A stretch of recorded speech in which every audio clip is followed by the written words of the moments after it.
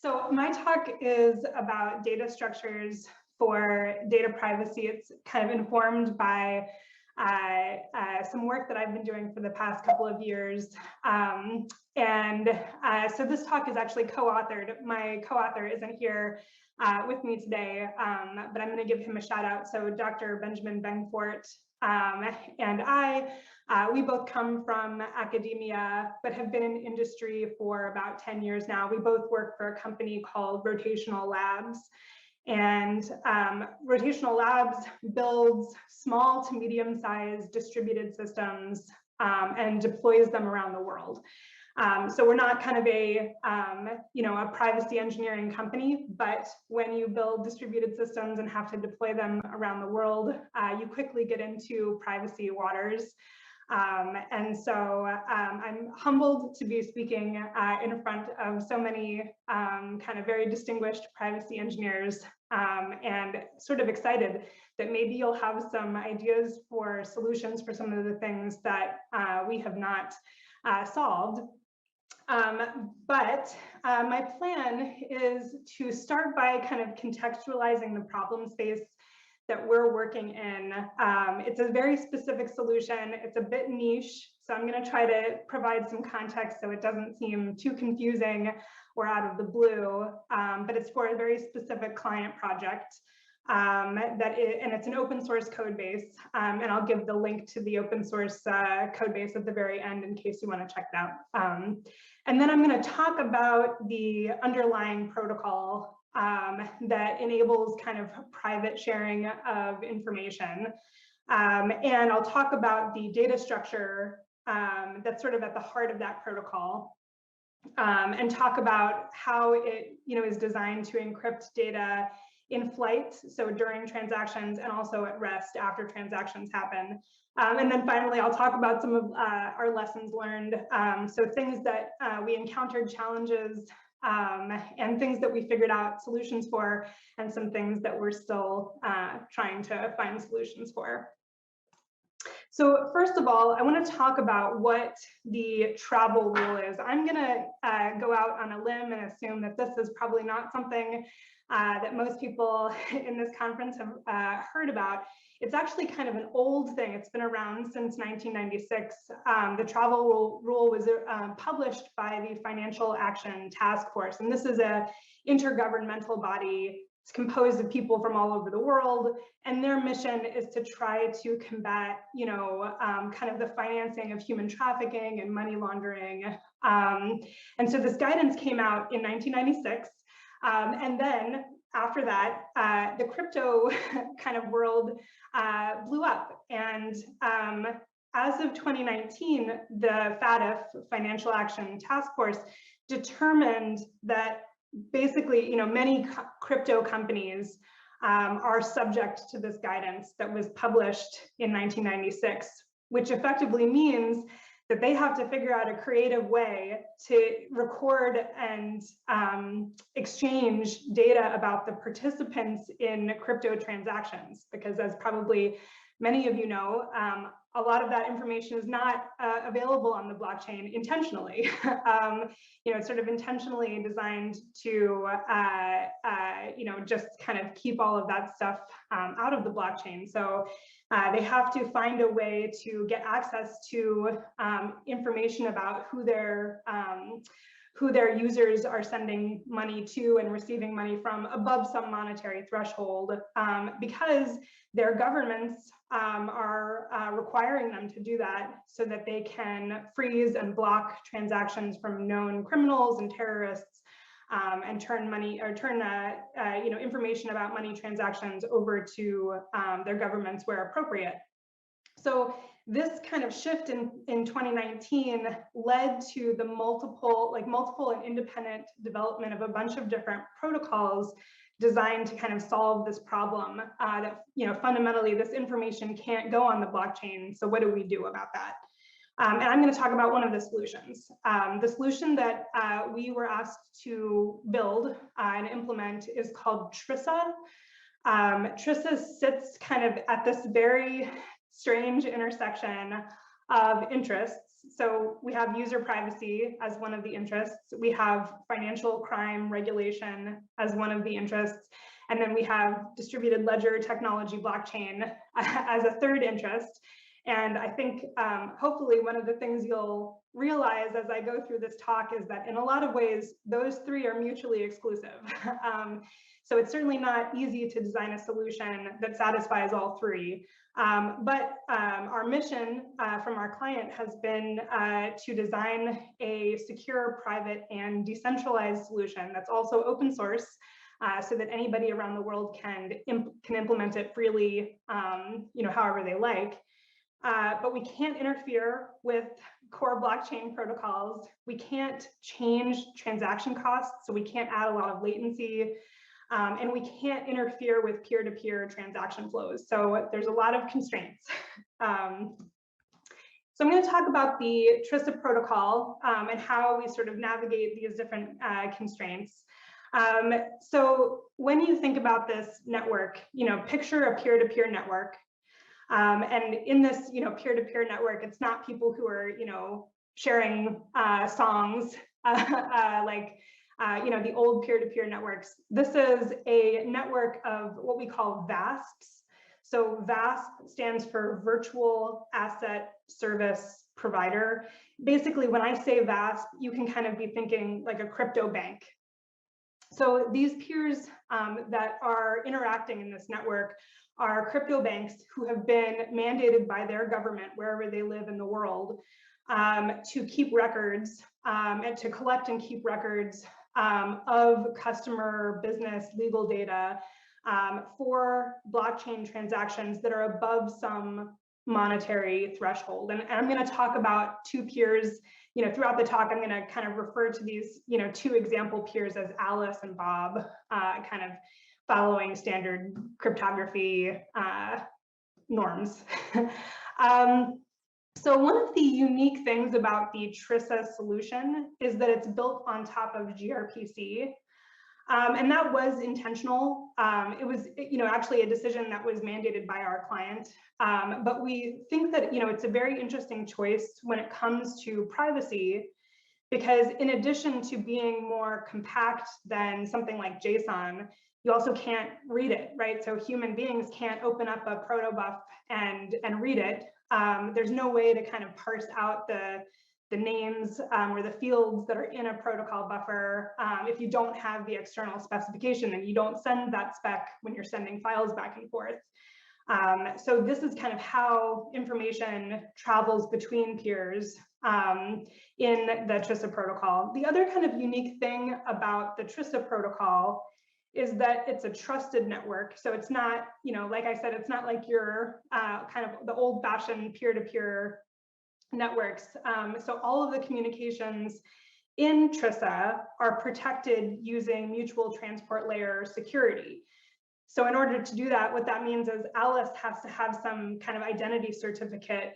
And when Alice wants to do a transaction with Bob, Alice needs to be able to present those identity certificates to Bob. Bob needs to be able to validate them because Bob trusts the root of Alice's certificate. And then Bob also needs to present Bob's certificate to Alice, which Alice can then verify also. So that's why it's called mutual TLS, right? So it's going both ways.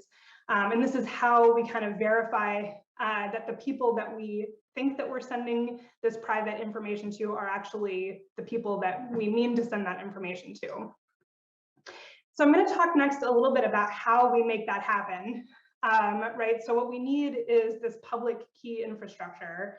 And it's a little bit complex, but I'm going to step you through it and happy to take questions about this later. But, essentially it starts with Alice wanting to transact with Bob. And, Alice here is a VASP, is a crypto bank. So Alice is actually representing some human customer who wants to send money to somebody who is represented by Bob's VASP. But, for all intents and purposes, Alice wants to transact with Bob. So Alice starts by looking up Bob in the global directory service. And the global directory service is essentially like a yellow pages that TRISA manages.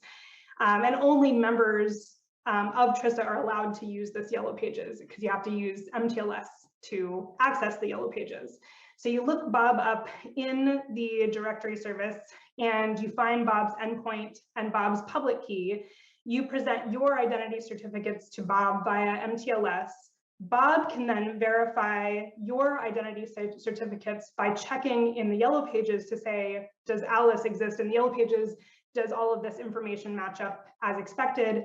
And if it does, then Bob can mutually authenticate, send Bob's identity certificates to Alice. Alice can then verify Bob's certificate in the global directory service. And then if both parties are satisfied that they believe that they can trust each other, then they can proceed with the information transfer.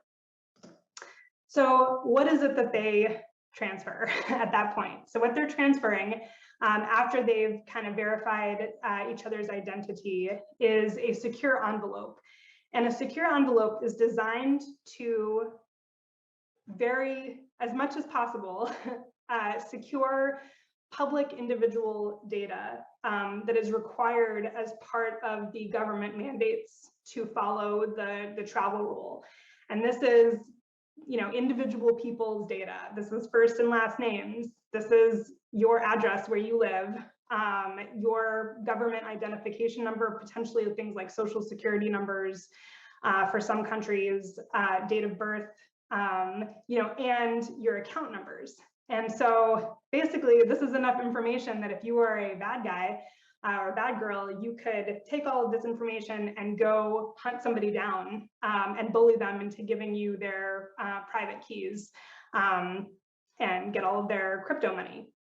So this is what needs to get encrypted inside the secure envelope to ensure that this data is safe and people are not endangered. And so the way that we kind of package this data is inside what we call a secure envelope. So the payload is going to be in these kind of like orange boxes. The box that says payload contains the IVMS 101 identities. IVMS 101 is an international standard for, it's basically a schema for sending data about people and organizations that will kind of match up, even if people are writing in different languages and using different character encoding schemes. So the IVMS 101 identity information, which includes identification of individual citizens, and then transaction metadata so that we can match stuff up to the blockchain transactions, that goes in the payload. That's going to get encrypted with symmetric encryption. And then the key that encrypts that goes inside another component of the secure envelope that's encrypted again using the public key of the person who's going to be or the bank that's going to be the recipient. So only they should be able to open that package that contains the symmetric encryption key. Only they should be able to open the payload. And all of this is going to be going through mTLS. So that's kind of like an additional validation. So the workflow goes something like this. Alice and Bob have already kind of decided that they know who each other is because, they went through that kind of PKI workflow that I said. So Alice has Bob's endpoint and public identity key. Alice encrypts their customers' data and the transaction metadata using an encryption key. Then Alice creates a secure envelope that includes that encrypted payload as well as the encryption key and an HMAC secret and some other metadata like timestamps and stuff like that, and seals it using Bob's public identity key. And that is going to go over an mTLS connection to Bob's TRISA endpoint. Bob, on the other end of this connection, receives the secure envelope and can open it using Bob's private identity certificate, and then can open the encryption, the encrypted payload, can open the part of the envelope that has the encryption key and validate that the HMAC secret matches what was sent when you compute over the encryption key, and that makes sure that there hasn't been any tampering in transit, although That is unlikely given that it's happening over mTLS.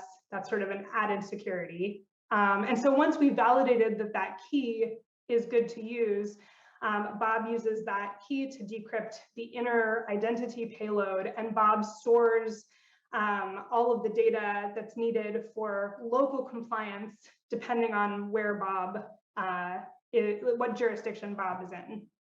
And then Bob has to do all of the same thing back to Alice. So needs to create a new secure envelope with Bob's customers' data and do the same kind of encryption process, but this time using Alice's public identity certificate, sending that on mTLS. My slides kind of froze here. There we go. So the last part of this talk is kind of a a discussion of some of the challenges that we encountered as we were trying to implement this and kind of get adoption. The number one thing that we have struggled with is that there's been really uneven adoption around the world. So what you're looking at is sort of a map that represents the parts of the world that were fastest to adopt the travel rule, and that really is Canada, Germany, Singapore, with quickly, Taiwan, the Philippines, and Czech Republic following. So these are the parts of the world that have kind of moved the fastest to want to make the travel rule law. So the issue, though, is that even as more and more countries and jurisdictions start to adopt the travel rule, there's no guarantee that they will have kind of mutually compatible interpretations. So they'll have kind of different local laws, different monetary thresholds, and potentially different minimum criteria for what constitutes, a quote unquote complete information exchange. And they might not be compatible. And so that is kind of going to be a big challenge. Another one of the strange problems that we've encountered is that there's a lot of really kind of weird tension in the Web3 community between decentralization and centralization. So there's kind of this strong desire in a lot of financial institutions, including, kind of crypto financial institutions, to trust, who they're transacting with. But the way that you get trust is by having some kind of, certificate authority or, some kind of root that says, these people are trustworthy. And so there is this kind of strange tension between a desire for complete decentralization on the one hand and the ability to establish trust on the other hand.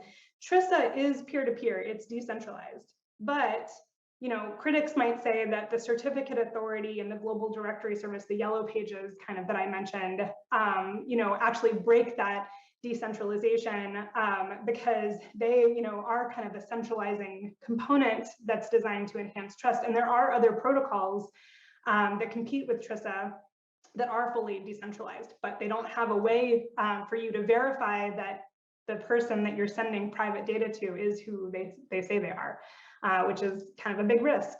Another one of the interesting challenges that we encountered is this idea that the storage of the yellow pages needs to be geographically distributed. So the yellow pages that we maintain, the kind of global directory service, doesn't contain a massive quantity of data. It certainly doesn't compare to the amount of data that Twitter was speaking about, or even the US Census, right? So this is a small amount of data, but it's important data, right? It's public keys. It's endpoint data. It also is how we revoke certificates if we find that they've been compromised. So that's important data. And if you can kind of imagine that you're living in some part of the world that's quite far away from the storage, you're paying a latency cost that people who are co-located don't pay, and that's not fair. And so what we've done is we've replicated the database to the locations that have had the fastest adoption. Eventually, we'll have it replicated to all regions. And we have an anti-entropy process that runs in the background to synchronize them. Another big problem is we have no way to verify that VASPs are storing data correctly. We advise them to actually store the protocol buffers. We tell them to store secure envelopes as is, not decrypted, so that you can just kind of delete the private data by erasure when you delete the private keys after the compliance period ends, but there's no way to validate that people are actually doing that, and it's completely peer-to-peer. So there's no way to mandate that. We can kind of pass that along as best practice. There's also the problem that this guidance likely conflicts with other guidance issued by the same governments. And that's always kind of one of the issues. There's no way to know for sure if the private data that you're storing is actually going to cause you to, have a big violation of another regulation, like let's say GDPR. So that is kind of another pain point. And speaking of regulation, I think it's important to say that not all places in the world agree on how to do encryption. They don't all agree on import and export of cryptography.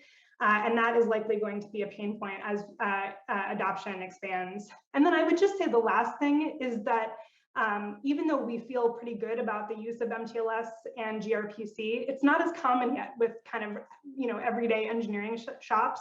And so we've had to be prepared to provide a lot of additional client-side support to enable, these engineering teams, a lot of small engineering teams, to figure out how to adopt the TRISA protocol. So kind of key takeaways, the multi-layer encryption has been important. Sacrificing some decentralization to establish trust, and just being willing to be flexible and be diplomatic, in addition to being kind of technical practitioners, has really been kind of what we needed to do in order to make this work. And that's all I've got for you. I'm happy to take questions. I know we're almost at the end, so I'm happy to take questions via the Slack. You can also reach out to me if you want. My email is here. And you're welcome to check out the open source code that we've written that implements the TRISA protocol. So thanks so much.